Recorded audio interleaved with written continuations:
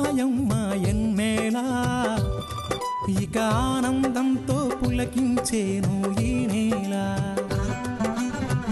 అడవి పూలు పూసాయమ్మా ఎన్నేలా ఇక ఆనందంతో పులకించేను ఈ నేల మురిసింది మారెడాకు మెరిసింది మావిడాకు పొంగింది సిన్నవాగు ఇయ్యాల జగులద్దింది జిల్లెడాకు తడిసింది తమలపాకు కొండగాలి అడవిని పెయ్యాల అడవి పూలు పూసాయమ్మా ఎన్నెలా ఇక ఆనందంతో పులకించేను ఈ నేల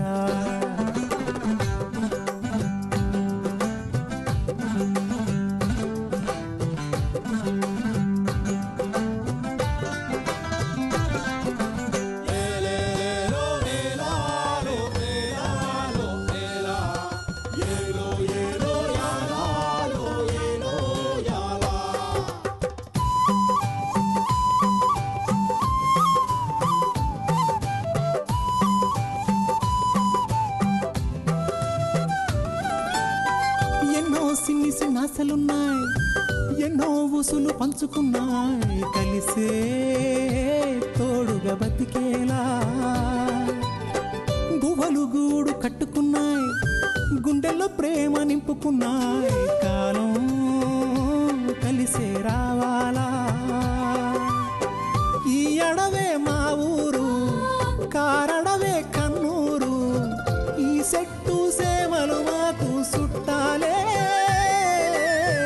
మాకున్న కట్టాలు తీరుత్తది అమ్మోరు మా పిల్ల జల్ల సల్లగా నూరేళ్ళు ఉండేళ్ళు దీయించు తల్లి మీరు మిలమిల సెలయేటి గలగల సిన్నారి నవ్వున నిలవాల కళ్ళ కపటాలు ఎరగని ఈ మంచి మనసుల బతుకుల్లో తొలిపొట్టు కొడవాల అడవి పూలు పూసాయమ్మా ఎన్నేలా ఇక ఆనందంతో పులకించేను ఈ నేల ఇక ఆనందంతో పులకించేను ఈ నేల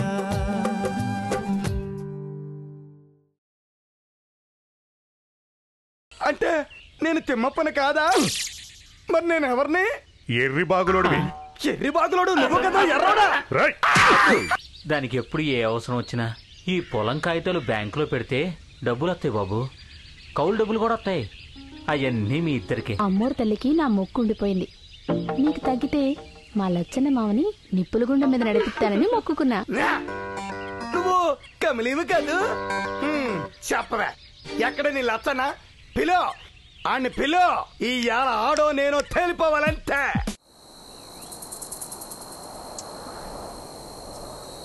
ఇంతకే నువ్వెవరవే? అవును, నేనెవరు? ఎవరు?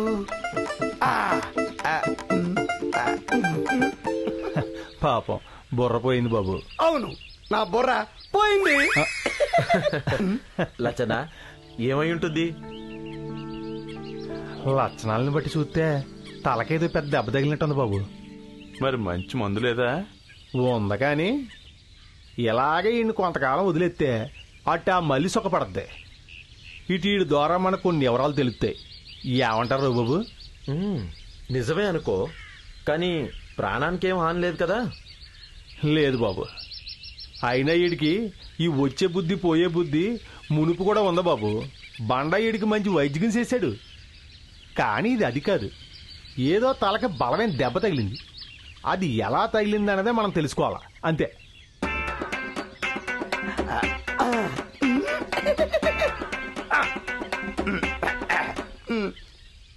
ఇదిగో జిత్తు లచ్చన్న, మీ ఇద్దరు కూడా ఊడిల్లోకి వెళ్ళి ఇవన్నీ కూడా ఈ గళ్ళన్నీ కూడా ఇలాగా ఇలాగా ఇలాగా గీతలెట్టేయాలి. ఆకపచ్చరుంటే, నూనెంటే, పప్పుంటే, బియ్యం ఉంటే ఇవన్నీ కూడా గీతలు కట్టేయాలి. ఇదిగో కమిలే, ఎంత పొద్దుపోతున్నావు ఇక్కడ? ఎందుకే నువ్వు? రా రా, నిన్ను గుడిలో దింపేస్తాను. రా, నిన్ను ఇంటికాడ దింపేస్తాను. రా రా, ఎంత పొద్దుపోయేదాకా ఇక్కడ ఎందుకే నువ్వు?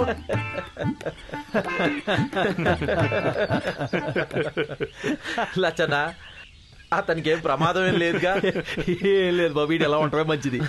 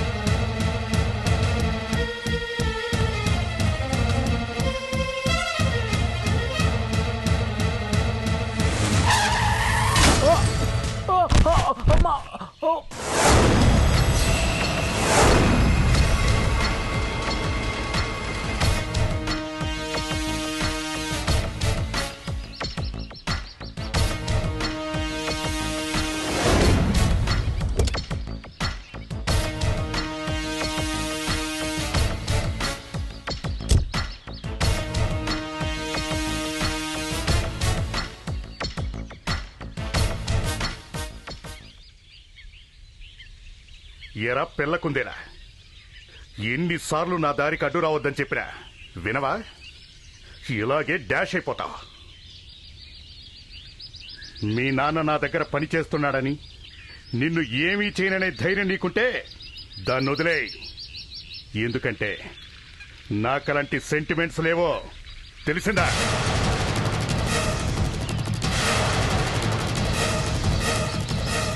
సెంటిమెంట్స్ ఉన్నోడికి ధైర్యం కూడా ఉండదు. అందుకే నీలాగే నాకు కూడా ధైర్యం ఎక్కువ, సెంటిమెంట్స్ తక్కువ. అందుకేనా ఆ తిమ్మప్ప పొలం నీ పేరున రాయించుకున్నావు? తప్పు తప్పు. చట్టాలు, దానిలో లుసుగులు బాగా తెలిసిన నువ్వు ఈ మాట అనడం ఏమీ బాగోలేదు. ఆ తిమ్మప్ప నా పేరు మీద అతన్ని 2 ఎకరాల పొలం రాసిచ్చినా అది గాలిపటాలు చేసి ఆడుకోవడానికి తప్ప ఎందుకు పనికిరాదు. అందుకే అతని చెల్లెల పెళ్లి మీద ఉండే ప్రేమతో దాన్ని నీలు పేరును రాసిచ్చాడు. అది అతని పూర్తి ఇష్టంతోనే. మర్యాదగా ఆ కాగితాలు నాకు ఇచ్చేయి, లేకపోతే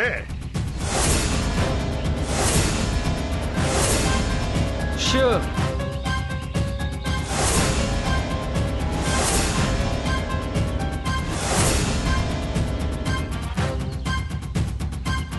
ఓ గోల్ చేస్తావేంటి? ఈ కాగితాలు నేను నీకు ఇచ్చినా, తిమ్మప్పే స్వయంగా ఇచ్చినా నీకెందుకు పనికిరావు.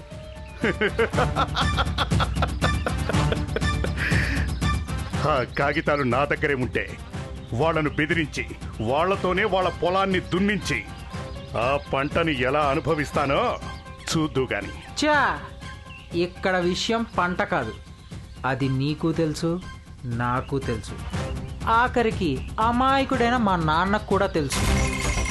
అంతెందుకు, ఈ గూడెం వాళ్ళకి, ముఖ్యంగా ఈ పొలం యజమానికి, అదే ఆ తిమ్మప్పకి తప్ప మనందరికీ తెలుసు. అవునా? నిజమే. మరి అలాంటప్పుడు ఆ కాగితాలు నీకెలా ఇస్తాననుకున్నావు? అంటే నీలుని పెళ్లి చేసుకోవా? తప్పకుండా చేసుకుంటాను. నేను నీ అంత దుర్మార్గుడిని కాదు. అంటే ఎంతో కొంత దుర్మార్గుడువనేగా. నీలాంటి దుర్మార్గుడి దగ్గర పనిచేసే మా నాన్న కొద్దిగా దుర్మార్గ పనులు నేర్చుకున్నాడు. మరి ఆయన గారి కొడుగ్గా నేను కొన్ని దుర్మార్గ పనులు నేర్చుకోవాలి కదా. కృష్ణ, ఎటకారాలొద్దు. నువ్వు ఈ గూడెం వాళ్ళకి ఏం చేద్దామనుకుంటున్నావో కూడా నాకు తెలుసు. అందుకే మర్యాదగా అడుగుతున్నాను, ఆ కాగితాలు ఇలా ఇచ్చేయి. చూడు, అసలు నువ్వు ఇక్కడికి ఎందుకు వచ్చావో మా నాన్నకి తెలియపోవచ్చు, కానీ నాకు తెలుసు.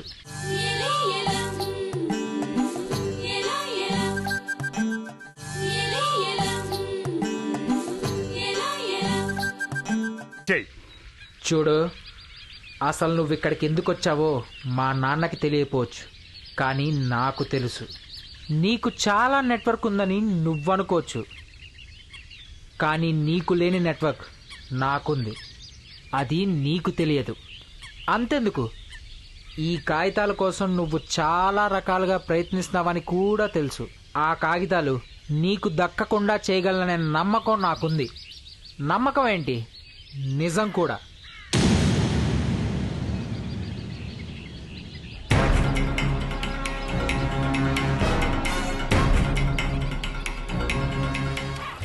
చూడు, ఇంకెప్పుడు ఈ గూడెం వైపు చూడకు. చూసావో నువ్వు మిగలవు. కృష్ణ, నువ్వెంత, నీ వయసు ఎంత? నేనేంటో ఇప్పుడే చూసావు. ఇక నా వయసు ఏంటో చూస్తానంటే రేపు డేట్ ఆఫ్ బర్త్ సర్టిఫికెట్ ఇస్తాను, అప్పుడు చూద్దు గాని. ఏ ప్రాణాల మీద ఆశ లేదా? ఉంది. అందుకే ఆ ప్రాణాలు సుఖంగా ఉండాలనే ఇన్ని కష్టాలు పడుతున్నాను. పడతావు, ఇంకా కష్టాలు పడతావు.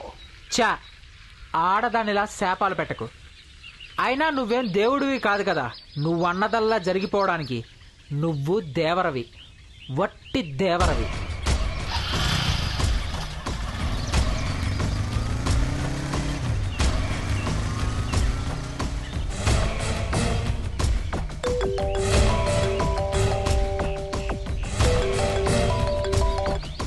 హలో, ఏంట్రా, ఎంతవరకు వచ్చింది పని?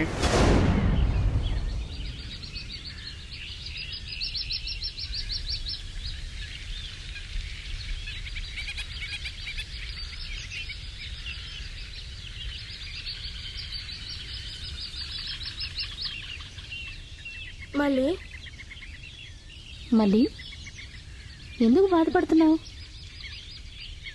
మా కోణంగండ్లకి మతి చెడింది.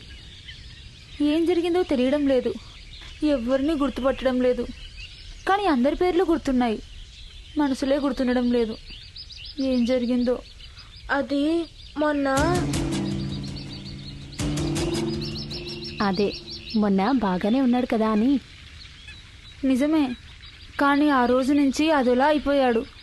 కనిపించిన అందరితోనూ నా ఇల్లు పాతాళలోయలో ఉంది, అది అది ఎక్కడో చెప్పండి అని అడుగుతూ ఉంటే కాళ్ళు చేతులు కట్టుబడేసి ఇంట్లో తెచ్చిపడేశారు. మరి జాగ్రత్తగా ఉంటున్నాడా? కాళ్ళు చేతులు కట్టేశారుగా, ఇంకెక్కడికి వెళ్లకుండా బుద్ధిగా ఉంటాడులే. అయ్యో, అంత అదృష్టమా కమలి? ఇంటికి తెచ్చి పడేసిన వాళ్ళు వెళ్ళిన వెంటనే కట్లిప్పుకొని వెళ్ళిపోయాడు. అయ్యో, ప్రతిరోజు ఎవరో ఒకరి ఇంటికి తీసుకొచ్చి పడేస్తూనే ఉన్నారు. నా దురదట్టానికి తోడు ఇదోటి కాబోలు. ఏనాడు ఏరికి పాపం చేశానో ఏమో, ఇట్ట కట్టాలు అనుభవిస్తున్నాను. మళ్ళీ మీ అన్నకి ఏం జరిగిందంటే? ఏం జరిగింది? తలకి పెద్ద దెబ్బ తగిలింది. ఎలా ఎలా తగిలింది? మీకెలా తెలుసు? కొట్టింది మేమేనే. కొట్టారా? దేంతో? ఎందుకు? కర్రతోనే కొట్టామే. అది కాదే మళ్ళీ, ఆ రవిబాబు గురించి ఏదో రహస్యం తెలుసుకున్నాడంట. అదందరికీ చెప్తానని బయలుదేరాడు. రహస్యం అంటే అందరికీ చెప్పకూడదు కదా. అది కూడంలో అందరికీ చెప్తాడని బయలుదేరాడు. అది కాక అందరికీ మంచి చేసే రవిబాబుకి ఏదో వ్యక్తిగత రహస్యం ఉంటే అందరికీ చెప్పకూడదు కదా. అవును, చెప్పకూడదు. అదే మాట మేము అంటే మా మాట వినకుండా మా మీదే తిరగబడ్డాడు. ఇక వేరే దారి లేక అని కొట్టామే. కానీ ఏదో బెదిరిద్దామనుకున్నాం, కానీ ఇలా మతిపోతుందనుకోలేదే. వెంటనే లచ్చన్నతో చెప్పాను. ఆడికి వచ్చే బుద్ధి పోయే బుద్ధి ఉంది, ఇప్పుడు అది కాస్త ఎక్కువైంది, ఏం పర్వాలేదులే అన్నాడు. అందుకే ధైర్యంగా ఉన్నాం. ఏది ఏమైనా మేం చేసిన తప్పేనే మళ్ళీ, ఏమీ అనుకోకు. అమ్మయ్యా, ఇదా సంగతి. ఇంకా ఏం జరిగిందో అని హడలిపోయాను. ఆడికి ఆ మాత్రం జరగాల్సిందే. అయినా లచ్చన్నుండగా మనకేం భయం? మళ్ళీ మా మీద నీకేం కోపం లేదు కదా? చా, కోపం లేదు, ఏమీ లేదు. అయినా మా అన్నకి మతిమరుపు ఉంది, అది కాస్త ఎక్కువైంది. తన పానానికి ఏ ప్రమాదము లేనప్పుడే ఆడలా ఉంటేనే బాగుంటుంది. ఏళ్ళకింత తిండి తిని బయటకు పోతాడు. ఇక ఇటు చెప్పేది నిజాలైనా ఎవ్వరూ నమ్మరు, అన్నీ అబద్ధాలే అనుకుంటారు. కొన్నాళ్ళకి వీడికి తగ్గినా ఎవరు వీడిని పట్టించుకోరు. మా అన్న కూడా మారిపోయి మంచి మనిషిగా అవుతాడు, ఆ నమ్మకం నాకుంది. కానీ మతిమరుపుతో ఏం చేసి మీదకి తెచ్చుకుంటాడో అని భయం, అంతే. పోనీ రాజమ్మ దగ్గర తీసుకెళ్దామా? వద్దు, ఆ నట్టనే ఉండనివ్వు. ఆ రమణదొర గురించి, ఆ దేవర గురించి ఆడికి తెలియకుండానే కొన్ని నిజాలు చెప్పేస్తాడు. అప్పుడు మన వాళ్ళు ఆడి పని చెప్తారు. పాపం కోడంగన్న ఈ పాటికి రావణదొరికి ఎన్ని విషయాలు అందించేవాడో. కమలి, మొన్న నన్ను నువ్వనుకొని, ఏమే కమలి, ఆ లచ్చన్నవాడు నిన్ను పెళ్లి చేసుకుంటా అంటున్నాడు, మనం మాటలు మాట్లాడరానా అన్నాడు. మరి నువ్వేమన్నావు?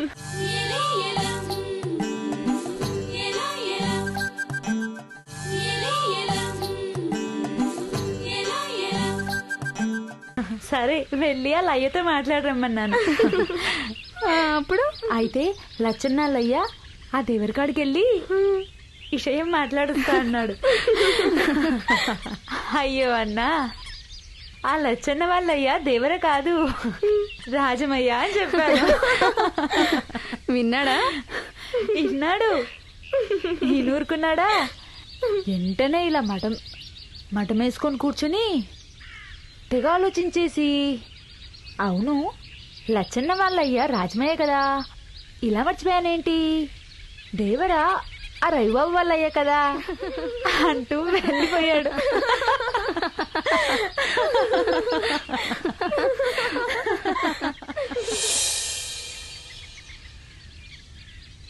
ఏంటో బావా, ఆ బండ ఈ మధ్య అదోలా ఉంటున్నాడు.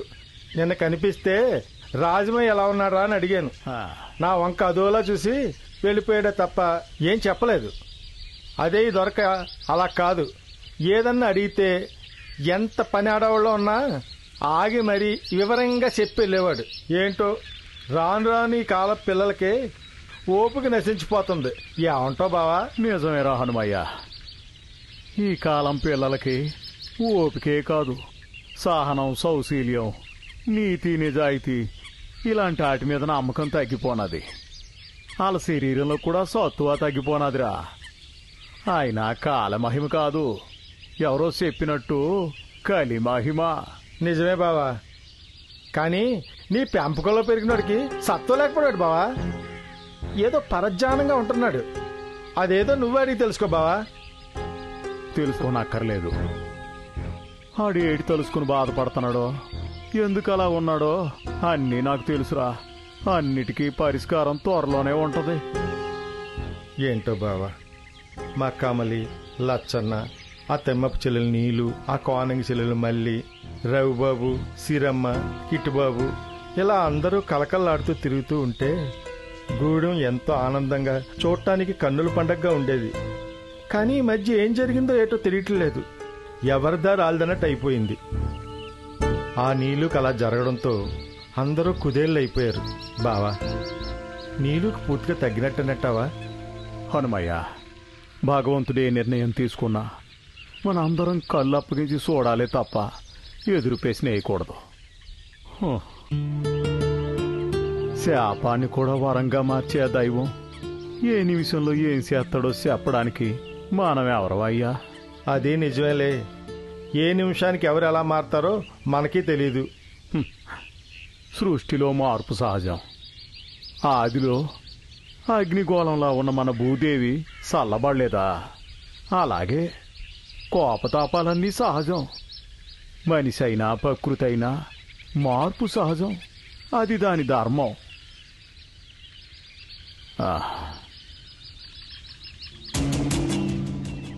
ఎవరదే? మన పొన్నమ్మలాగా ఉంది. పొన్నమ్మా,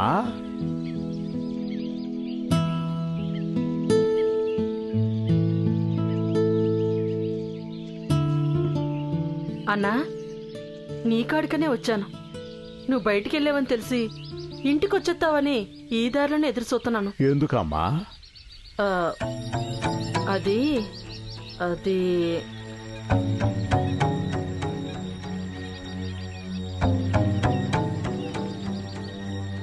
పర్వాలేదమ్మా, హనుమయ్యేమి మనకు పరాయోడు కాదు. చెప్పమ్మా. మా జిత్తు పెళ్లి విషయం నువ్వు చెప్పావు, నేను విన్నాను. ఇక ఈ హనుమయ్యని అడిగి అభిప్రాయం కనుక్కోవడమే తరువాయి. అది కాదన్నా, ఇంతమంది మంచి మనుషుల మధ్య ఉండి కూడా నేను ఒక రాక్షసులా ప్రవర్తించాను. ఇప్పుడిప్పుడే నా కళ్ళకు కట్టిన పొరలు ఇడిపోతున్నాయి. అందుకే నా జిత్తు పెళ్లి విషయంలో నేనెంత మూర్ఖంగా ఆలోచించానో తెలుస్తుంది. అందుకే కమలిని మన లచ్చన్నకిచ్చి మను చేద్దాం అంటున్నాను. నువ్వేమంటావు?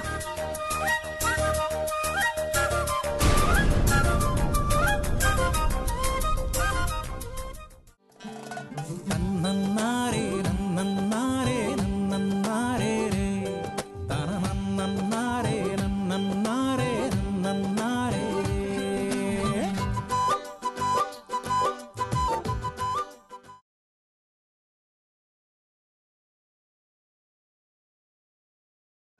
నన్నన్నారే